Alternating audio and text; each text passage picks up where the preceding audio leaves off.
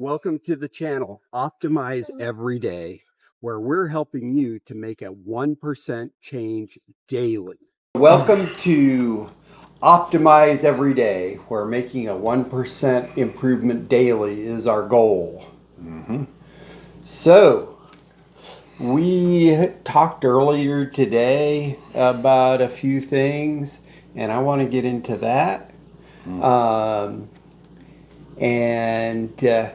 We talked yesterday about our little improvements. So you were talking about your improving your project management skills so you can get your project completed on time. On time. So how's that coming along? It's going good. It's still going good. Like I say, once we got through the rough parts, I think that it's kind of smooth running. Once you get that formula set up, that system, once you have a system, just like coaching a sports team, you need to come in there with a system, get everybody to know it and make it work. And once it works, that's what we run every game. And so that's what's going on right now. I'm just running the game, hoping we can get there in time. So it's going good. So that is pretty awesome. I'm glad to hear that is moving along well. In the last 24 hours, I have made some level of improvement on getting in contact with people. So kudos there. If paperwork is improving, kudos there. And they can help with the paperwork too. That's what the network's about, right? That's exactly why I need the lawyers, is because I need somebody who can be my mouthpiece when I'm not around. So that's essentially what they will be doing until I can be my mouthpiece 100% full time. So anyway, that's awesome that we have seen that improvement. One of the things that I'd like to hit into today happens to be with addictions. We talked about this earlier today, that addictions can be a hindrance to efficiency how we and progress. do things, how we progress. They can be a strong competitor to progress and progression and making improvements. Now, I remember we talked on the second day about the Vietnam vets who were addicted to heroin, were on heroin in Vietnam and coming back to the United States, and how that addiction was more environment controlled. But there are addictions where they're socially acceptable addictions. Alcohol, tobacco, marijuana is becoming a socially acceptable addiction now. And then we have the addictions to medications that are prescribed by our doctors. You know, we've got morphine and codeine and OxyContin and whatnot. While OxyContin has gotten a bad rap in the last number of years, there's still pain management doctors out there who are prescribing it left and right. So we're looking at those addictions, and it's hard for me to put into words how devastating those addictions can be. I know that our discussion this morning was I'm addicted to nicotine and you don't know how it is. Well, you say that, but honestly, I've seen the addiction. I have my own addictions. But how do you think your addiction is having a negative impact on you and how you function? And what do you think that if you were to be able to have more control over your addiction, how that would help you? And in doing so, would that make an improvement in being able to make a conscious 1% improvement in what you're doing? Yeah, I think that because there's a lot there. You said a lot, so there's a lot to tackle. There is. I definitely. Okay, so where do I start? A lot out there. I'll try to start with. What I think. I would say the starting point. Addictions in general. So many people have them. We now live in a society where, like you say, a lot of them have become socially acceptable, and so there's not a lot of pressure not to do them. And then most of them aren't addictions to good or healthy things. They're addictions to things that are primarily bad for us, or in one way or another. And so, but one of the things we have to look at with addiction also is we have people with addictive personalities. That's true. And I agree. And when you find these types of people, they usually don't have one addiction. They have multiple addictions. Oh, absolutely. And when you have multiple addictions, it becomes a drag because, like we talked about on the first show, I believe, when your life is filled with all these different things that are not good, it's hard to put the good things into order and into perspective. A proper perspective. And you can't really handle what you need to handle. So sometimes when we look at people and say, hey, they have this one addiction, we might not even be considering the ones they've already challenged and beat. Or addictions that they haven't even come across yet. Yeah. That they're going to get into because of the addiction of what they're in now. Yeah. Because the socially acceptable thing is leading them down a path to those other addictions. Exactly. And I have a great story from my distant past. I think back in my college days, me and a friend of mine were down. We were in St. Louis, U City Loop area, and he had tried it before, and he wanted to get me to try doing acid, right? And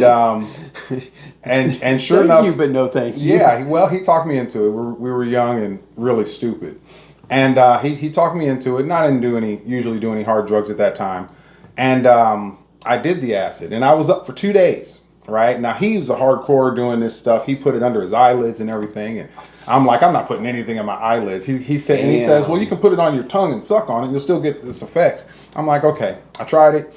And I was up for 2 days. My eyes were huge. And it was now I can't lie to you, I felt great. It was such a good feeling and a great experience. I knew at that moment, after I came down off that high, I could never in my life touch another hard drug. The reason was because I knew I would be addicted. You remind me of the movie Limitless, where that little pill, it makes you just invincible. Yeah. But the addiction doesn't make you invincible. It makes you think so. It's an illusion. It's an illusion that it sets. And most human beings, like we talked about in the last show, most human beings fear the risk and pain. Yeah. We're risk adverse. We don't want to experience pain, so we don't want to do the hard things. And addictions and all that stuff allow people to run and hide from what they really need to tackle, which is usually some past traumas and stuff like that. So you're getting way out here in the theoretical. I'm thinking more of a concrete level where you discussed where that addiction, it provides a comfort. It provides you with a stability to be able to function. Yeah. So when you're dealing with your addiction, and in your case, we'll out it out there. It's cigarettes. You know it's cigarettes. Oh, you've been outing me a lot lately. I might need to start outing you also. Yeah, maybe. But I'm not sitting there telling you, you can't, because it's socially acceptable, and nobody, is going to sit there and put you down for it. But in this case, you were like, I can't function without the cigarettes. Yeah. Do you think that is hindering you, or do you think that that's putting you in a positive situation? Yeah, okay. Where does that stand with... So what do I think about how that works? Yeah. Okay, so I think like this. Like, say someone who has smoking addiction to cigarettes, right? You're talking yourself. You're outing yourself now. Yeah, I mean, this has been a thing that Hollywood pushed for years. You know how that goes. Oh, absolutely. Smoking is like an American staple. So it's a wonderful thing. Yeah. I smoke Marlboros because the Marlboro Man. The Marlboro. Yeah. The doctors and whatnot. And this has been a thing. Like in my case, I grew up in a household where both of my parents on and off smoked cigarettes and weed. So there was a lot of weed and cigarettes in my house, along with other things, growing up. So I had to experience that growing up. I remember I used to beg my mother not to smoke. Please stop smoking. Used to try all kind of different stuff because I hated that she smoked. For me personally, I didn't start smoking until I was 21 years old. I think my mother started smoking at like 12 or 11. But I started smoking at 21 because I dated this really hot girlfriend named Michelle Brooks. And she kept smoking in front of me, right? And she made it look so good. She made it look cool and fashionable. And I'm like, and then one day I remember we were in a car and I said, give me one of those, and I tried it, at 21 years old. And I've been smoking ever since, although I've quit at times. When you have an addiction like smoking cigarettes, it affects a lot of things. You have to pay for the cigarettes daily, right? So it takes, it steals resources. It steals the resources from you as far as the payment. Now, some people would say that's small payment based upon how much money they got. Some people say it's a fortune based upon how much money they got and what brand of cigarettes they smoke. Then you talk about the negative health effects of smoking, right? The years it takes off your life. I mean, my mother passed away a year ago, and it was due to smoking, right? My father passed away from lung cancer also, right? So I have this... family. You have lots of reasons to quit. yeah. There's a lot of reasons to quit. There's a lot of reasons. But when you're performing something, say, I think the other day we talked about a thin line between genius and insanity. Yeah. A lot of the people that we've considered genius, they're not normal people. They're not like the average everyday people you would see. They're a little crazy. They're a little crazy, or they're addicted to stuff. We can look at the best musical artists of all time. A lot of them were addicted to heavy drugs. We can look at best painters, anybody.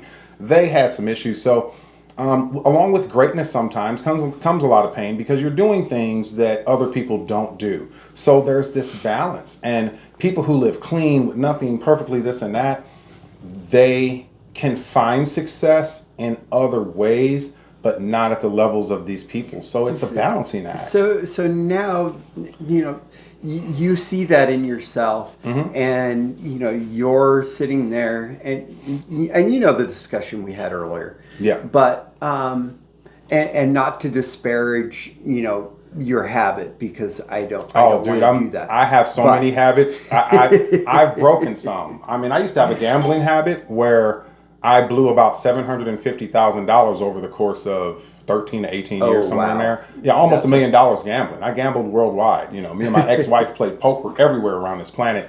And the worst month I had gambling was 2012, January of 2012. We were in Vegas, then we went to Tunica, then we went to Florida, all in 1 month.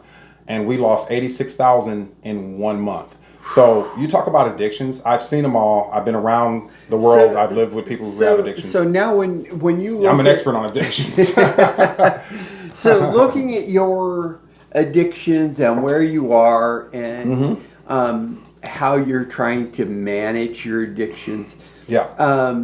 I don't want to address, the negative aspect of the addiction so much as how you're dealing with your addiction in such a way that you're able to improve and make changes in your life.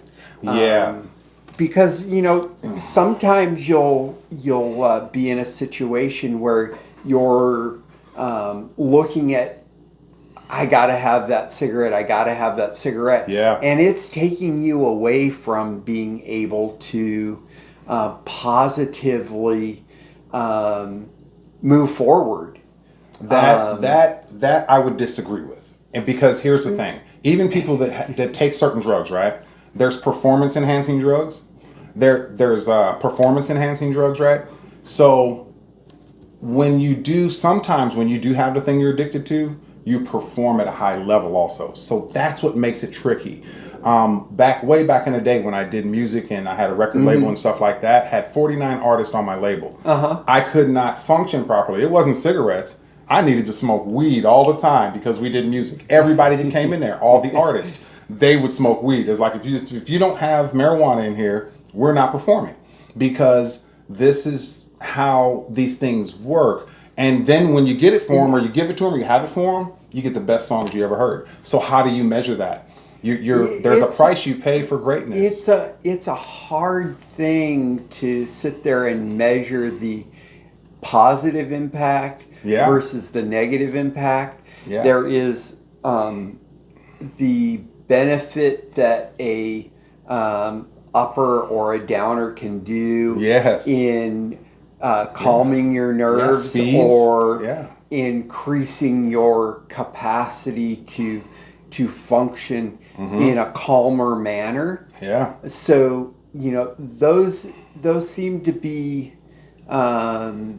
apparent positives, but they're not necessarily positive in the long term. Yeah, that's true. And we see a lot of artists who they've been heavily into drugs and they died early.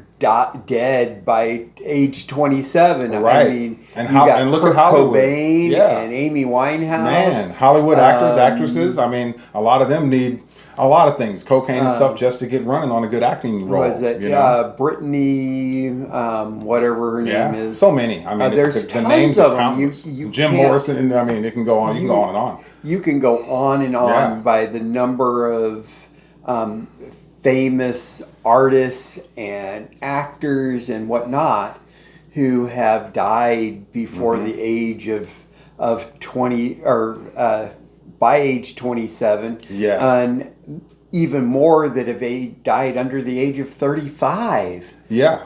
And from the use of drugs and how that it affects their long-term health, right? Yeah. But here's the thing: that's something very important that we have to consider.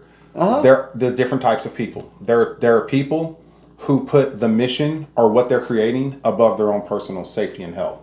For example, a soldier who goes out and defends our country, they're putting their life at stake for the greater good of the people, right? That's true. So even when I do what I do daily, since my daily thing that I try to achieve daily is helping people, helping to change society, helping people to live better, I'm willing to be sacrificial, whatever that takes. If it means, like, it really doesn't matter. Like, I've lived a great life. I had my family, raised my kids. I'm good. And I've had everything that this world has to offer. There's nothing I haven't had, right? So I'm kind of content with where I'm at.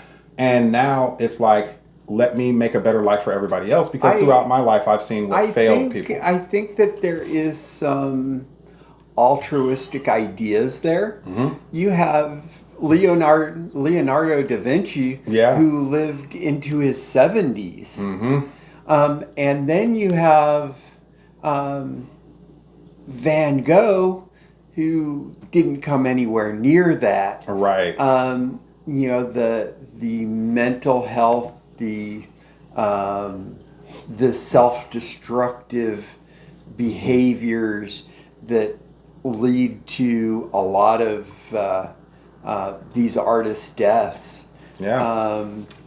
You mentioned how I'm going to be the sacrificial lamb, but is there any thought that maybe if, even though I'm sitting there playing the Devil's sacrifice, advocate. Or a sacrifice. is that sacrifice too much with the addiction, or could you help more people by overcoming the addiction and being able to increase the number of people that you can help by showing, hey, I've overcome this, and so can you, and I can show you how I've been able to improve my art or improve my capacity or improve my behaviors by reducing my addictions or getting rid of them altogether. Yeah, I've never met. I've been in every field: music, recording, YouTube, every creative field possible. I've actually participated in, even for the government. And I will tell you, I can't recall a great artist or somebody who does something great who doesn't experience a high level of pain. See, the average person cannot relate to this. Okay, so this is where this is the hard part of the conversation. The average normie person, they are so comfortable in everyday life being an NPC, going around. I'm just going to do this. I'm just going to do that. I'm being normal. I'm trying to eat healthy and not smoke and stuff. Okay, cool, good for you. But they're not doing anything great. That's a guarantee. They don't do anything at a magnificent level, but what they went to school to do, and they might do some numbers, or they might be an accountant. Well, let me finish this thought. Finish your thought. The great artist of all time, they suffer pain. To make a great song, to write a great poem, people have to feel something. There's a pain and some deep emotion that's involved. Those people usually... You're focusing in or threading in on Edgar Allan Poe and Amy Winehouse, Kurt Cobain. Nirvana is my favorite group of all time, right? His death was very painful for me, and to know about his addiction. But I understand. You can't listen to that man's voice and not hear deep, deep pain. The average person will never be able to sing like Kurt Cobain. You can't, because you don't have that feel. It is a grimy, dungy, nasty, dark place that's going to make him do some drugs. It is just like that. This is how people work. This is human psychology.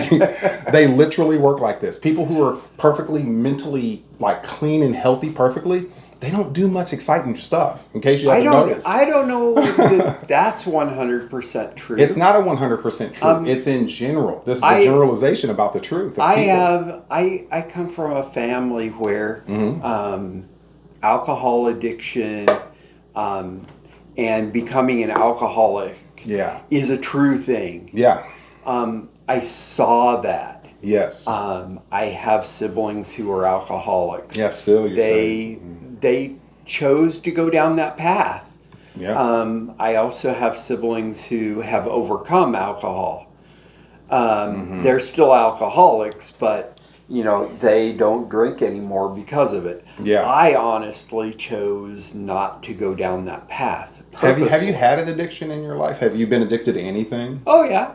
Okay. I have. Everybody has those areas in their life where they have to fight. Yeah. Now, in my case, when I've noticed that I've been headed down an addictive path, I honestly have worked very hard to limit the impact of the addictions. One being a gambling addiction. Yeah. Do I gamble still?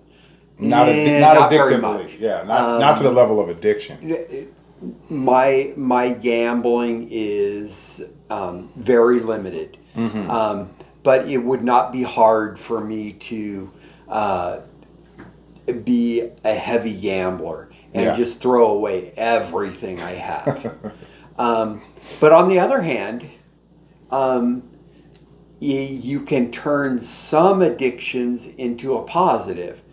A gambling habit can turn into business person's best friend by gambling on how the market is doing. Not in the sense of I'm going to go in and risk a lot of money on something, because gambling in business is, am I going to make money on this or am I not? And you still lose a lot of money. Our entire system is gambling. Our stock market is gambling. Can lose a lot of money, but typically, if you take a centered approach to some of this stuff, you can take and put yourself in a position where you'll make money on it.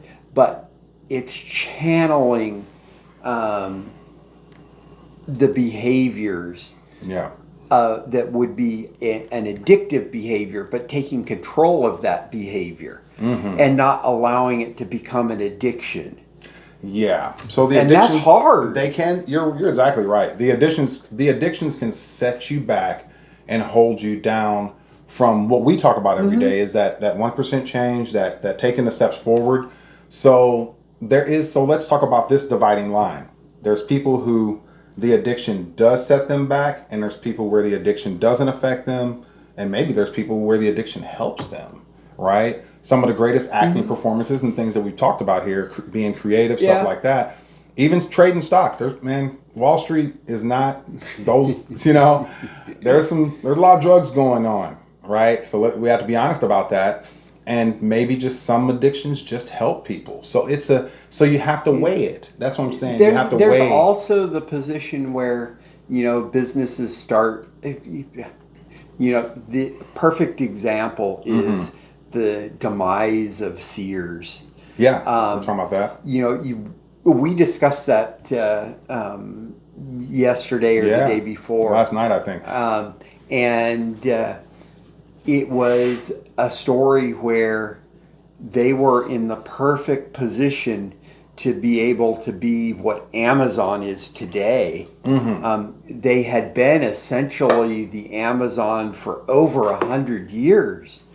Yeah. And because of greed and because of people wanting to... Now you gave me the reason last night. I want you to tell what the reason is, because you told me you said it's a certain type of person that comes in there, takes over. The person comes in there and they want to take in and use their skills, but a lot of times it's people who think they're smarter than they really are. You said they were highly educated. They have every degree in the world, and I'm a CEO. And they come in there and they wreck shop. And then they wreck the shop. And they don't purposely do it. And they don't have ideas. It's because, I'm telling you why, and I want to connect that to what I'm saying. It's because they're normies. They went to school, got a bunch of degrees, and for some reason people think that correlates to great ideas or business acumen, and it doesn't. The other guy over here who got the junior college degree, he's sitting in there snorting coke and has better ideas than anybody in the office. That's how those things work. You've got Zuckerberg. Yeah. A Harvard dropout. You have he's Bill successful. Gates. Zuckerberg's successful because he stole an idea from the two twin brothers, but that's another thing. They got their money when they sued him. $1 billion. You have Bill Gates, who is also another Harvard dropout. Yeah, Bill Gates was a smart guy, though. Him and his friends started something that was unknown to people at the time. They did a good job. It was not unknown, but it was not commonplace for most people to know. They took that to a whole and they literally, Bill Gates had a silver spoon in his mouth, and he used his silver spoon. His wife did too. The most of their stuff came from her family and the big money they had. But Melinda Gates. Melinda Gates married a billionaire. He was a billionaire by the time they married. Was it? Yes. Oh, I did not know He that. was well over. I thought her father had given him a lot of help. No. See, I don't know my tech history. So, it's a situation where he went and bought a product. He used his connections with his parents in IBM to get a meeting to promote DOS. DOS was, he was in New Mexico. He got the Timex Sinclair to adopt his DOS. Oh, wow. I mean, there's a lot to a big story to that. This is a huge story, and there's been whole documentaries. All right, we'll have to talk about that on episode 19. We can go into that in more depth at a way later. Probably a lot to learn out of that story too. But he was able to leverage and make his 1% improvement. You can see, the Jeff Bezos, the Bill Gates, the Oracle of Omaha. Yeah. Mr. Chick-fil-A himself. And then there's Kevin O'Leary, and there's Mark Cuban, and many others that can be mentioned. They didn't rise into becoming billionaires overnight. Even Elon Musk, he didn't become a billionaire overnight. It was small steps and building on, and then managing things better, and directing and guiding and managing and improving the skills and improving behavior. What do you think gives Elon the edge on these other guys, since Elon's now the richest out of this group? Why do you think he's different than the other ones, or maybe doing better? Elon, when he goes into Tesla, he has a location, and he actually lives in the plant. He stays with friends.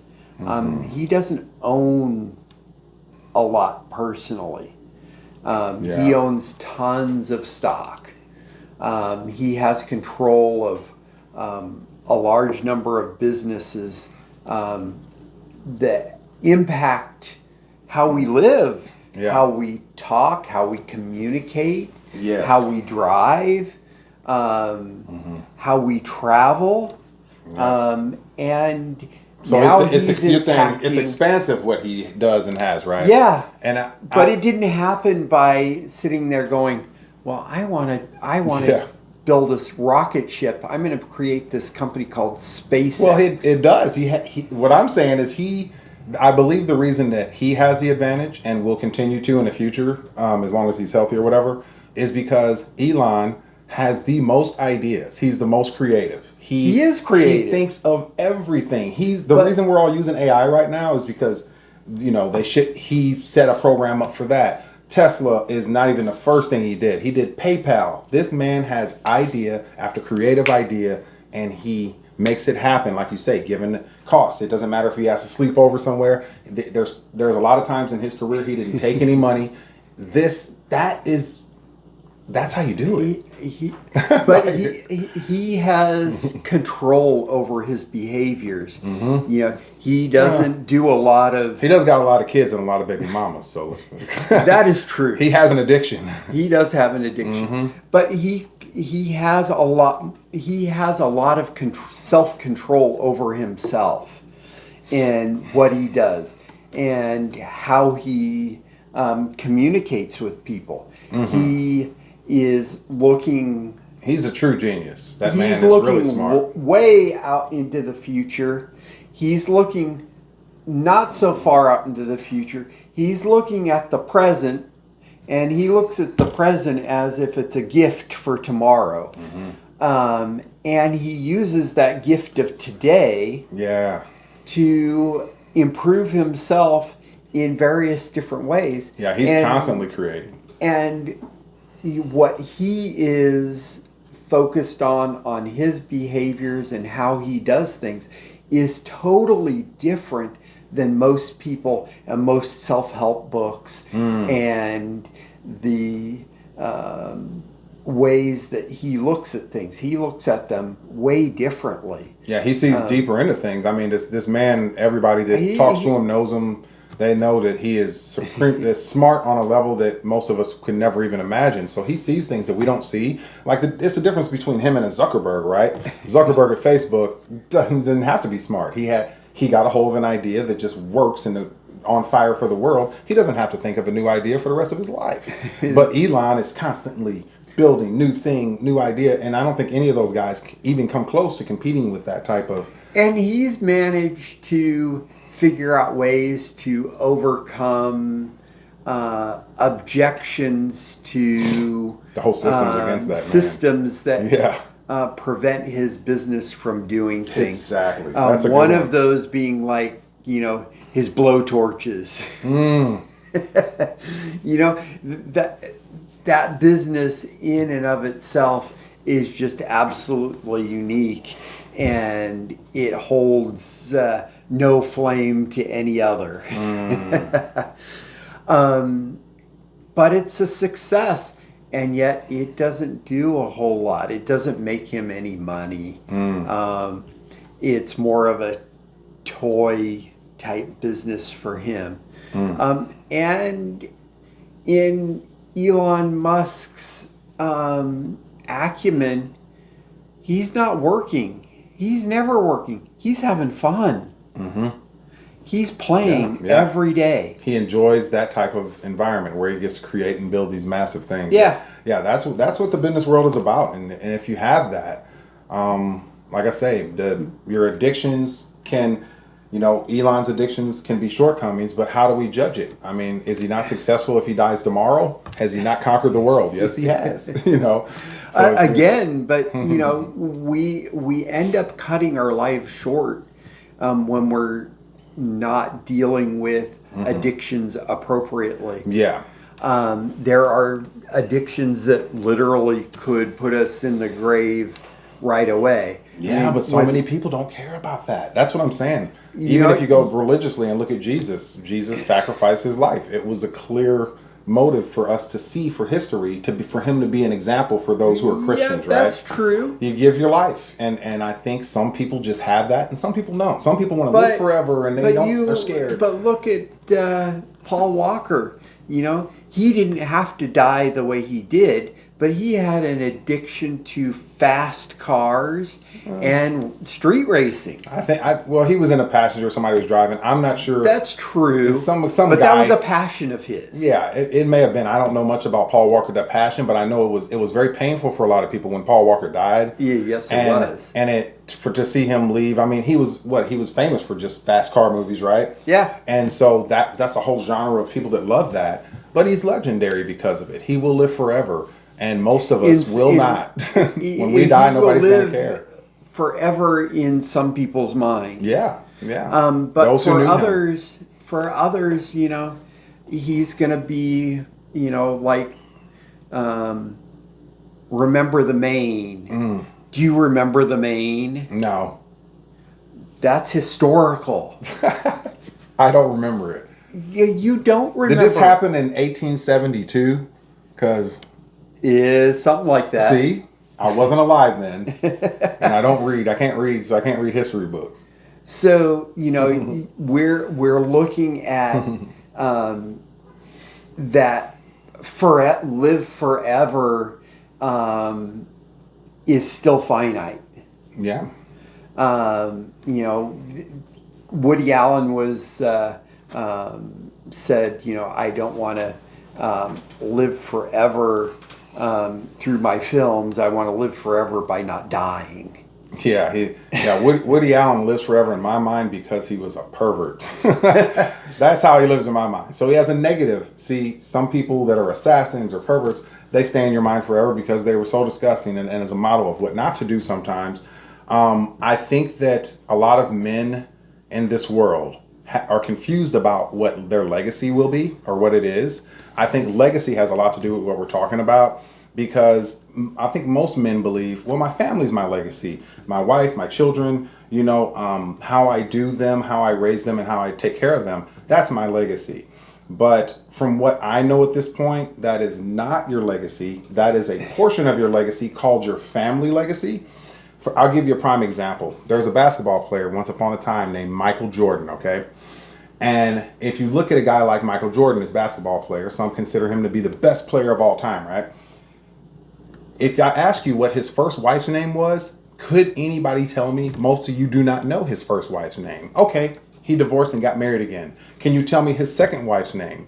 No, you can't. Most of you can't. About 97 to 98% of you can't tell me his second wife's name. Okay, he had 2 sons by his first wife. What are their names? Don't know their names. Okay, he had 2 daughters by his second wife. What are their names? You don't know. So that's not his legacy. But if I ask you, let me finish this thought. If I ask you, how many championships does he have?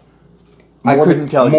More than half of society in America can tell you he has 6. More than half of the men in America can tell you how many championships Michael Jordan. I honestly couldn't have told you. Yeah, I'm asking in general. I'm giving the math. Yeah. Okay. What team did he play for? Most American men and women know that he played for the Chicago Bulls. I thought he played for the Washington Wizards. He did play for them too. He did at the end of his career. So most people know. I thought he owned the Washington What Wizards. shoes does he have? The most popular shoe in in world history, the Jordans. I mean, everybody knows Air this. Jordans. Yeah, Air Jordans. Everybody knows this stuff about Michael Jordan. So when he dies, and 100 years down the road, what's really going to be his legacy? His family, or what he left to the world? Honestly, it's going to be what he left to the world. Nobody cares about his family. That's what men are missing. It's about what you. This is an absolute fact. They don't. This is not even an opinion. I kind of. It's when we think about George Washington. Do you think about his wife and kids, or do you think about what he did? George Washington didn't have kids. Well, what do people think about when they think about Abraham Lincoln? When they think about JFK, they don't think about how many kids he had, and they don't think about. They think about what he did historically for people. When I think of JFK, I think of his son, John Kennedy Jr., and his daughter Caroline. Yes, our personal unique thoughts. So that's why I say, like when we have the conversation, it's not me personally what I think or feel. It's the public in general. When most people in America think about JFK, they don't think about his son and his daughter. Yes, JFK Jr. crosses my mind, and the fact that he kept wanting to fly planes and he might have been killed. I get that. I understand it. I was there. I remember when he died. It was sad. But when people talk about, when you bring up JFK, they talk about his policies, that he was president, that he was assassinated. That's his mark on history. They talk about what you did to the world. That's the historical aspect of it. And I think that you're focusing on the historical aspect. Yeah, legacy. And the legacy sometimes what the world thinks is your legacy may not be what you believe your legacy to be. Yes. Because when I look at what I want my legacy to be... Now, back to you personally, what you want it to be. Or is it the world? There's a difference between what I think personally and what the world in general thinks, what America in general. So there's that dividing line. To be honest, there's that fanaticism that you're hitting up on. Yeah. And fanaticism does not really adequately define an individual's define individuals. Doesn't define an individual's legacy as they want to define their legacy. Their legacy, they don't get to decide generally what they want it to be if they've imprinted and made an impact on the world, right? So say an assassin, somebody who didn't do something nice or great for people necessarily. Jack Ruby. And then the guy, Ruby actually killed the assassin of... Right. But again, I'm what's using his legacy? Jack Ruby.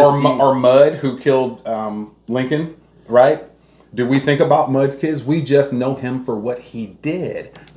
So forever, and it was so bad with Mud, throughout the next 150 years, they would tell people, your name is Mud, based upon what he did. They didn't, so that's his legacy. I mean, I don't think there's any...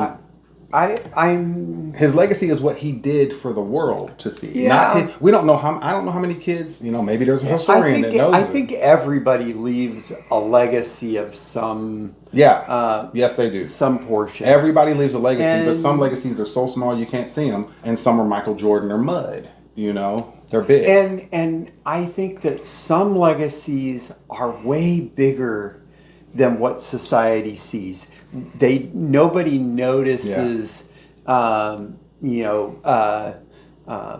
George Washington Carver and his legacies. Yeah. Nobody really knows what he's in history. So there's a group, right? You got to be kind of a historian into that. Yeah. Who knows what the legacy of George Westinghouse is? And they were famous people. We know what Westinghouse's legacy is. Isn't that guns or something? Nope. What was he into?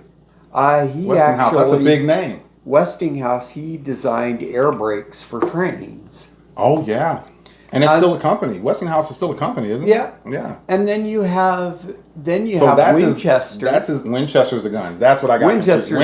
Yep. I specifically left that one away, and that's what I got. Because I don't want to discuss the Winchester Mystery House in California. Right. We'll get to that in episode 39. That's a weird legacy right there, and that's a historical feature that could be discussed at a later. When you think of, you brought up Amy Winehouse earlier. What's her legacy? Honestly, the fact that she died young is the only thing I really know about. And the manner of which she died, right?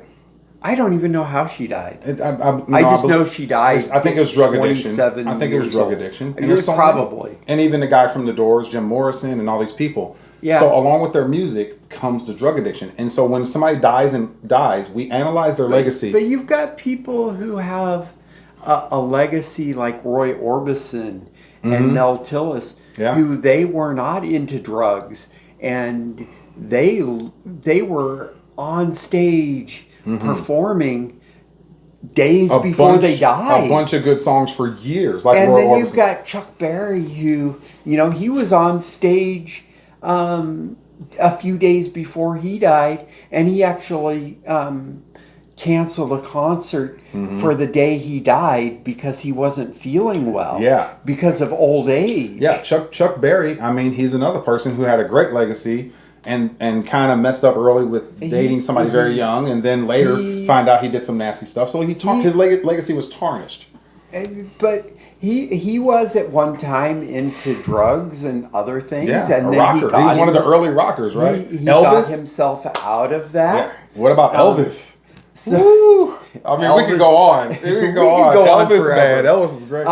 We're getting to the point where we need to wrap this up. Thank you. So a long time. Let's end this.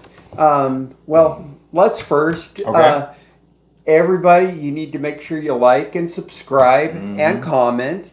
And lastly, what's your 1% change going to be for the next 24 hours? Man, that's a hard one today. The other ones weren't so hard, but today it's harder because I'm on the same mission. So I'm kind of stuck in the same zone of trying to meet this deadline. Your loop and your deadline. Yeah, the deadline. So as far as that's concerned, and you're trying to make that 1% behavior improvement, and we're talking a behavior improvement. So how is... Just going hard. That's all I know. That's the only behavior attributed to it. So the behavior here is you're just going to stay focused, charge at it, and just go for it. Like me with my addiction, the only break I really take is like 2 or 3 breaks, right? Restroom break, smoke break, and I eat maybe... And so I'm like, I've been making sure you. I eat like quickly, right? I don't try to spend too much time chilling. I don't eat and watch. I don't watch shows. So the focus level that it takes for me to complete and do the things I'm trying to do is from the time I wake up right now to the time I go to sleep. I'm really trying to be focused, and I don't take my head out of the work. If I take my head out of the work, I feel like I'm failing the mission. So it sounds like your 1% is maintaining focus. Yeah, focus, man. So. Let's see tomorrow how your focus I got has a been. deadline due tomorrow. And We're gonna see how this looks. let's make sure that we meet up. Let's say like 5 o'clock tomorrow night, so Yeah. that way We'll have the day to work you on have stuff. the day to get things done. And Well, let's then not we can forget about see- yours. What's yours? Oh, yeah, you got the new I'm- connections. Paperwork's going good. What Yep. else here? So in my world view and where I'm at, there are a number of aspects of things that I need to be touching on and working on. Pause. No Diddy. And so I have a lot of competing aspects for my time. So one of the things that I need to do, and it's literally for me, this is a behavior thing that I need, is to get to bed early enough so that I get a good night's sleep so that I am able to perform tomorrow. Yep. Sleep deprivation. That's a small behavior. That's not a 1% behavior in the case, but for the next 24 hours. But my focus is to accomplish tasks that will get me moving towards my next set of goals. And that is essentially packing boxes and filling a crate. So many tasks. So many tasks. And every box I fill leads to a fuller container. So my 1% is editing. I need to be editing my life and looking at what I am doing, what I have, Sort and it editing things out. And I need to edit into what is going to go away and go to like Goodwill or some charity. Yep. Editing what I can pack up and put away because I know I will need it. Because I don't want to get rid of my tools. But I can reduce. Oh no! If you don't need them, they got to go. But there is a number of things that I have that I can pack up and have ready to go.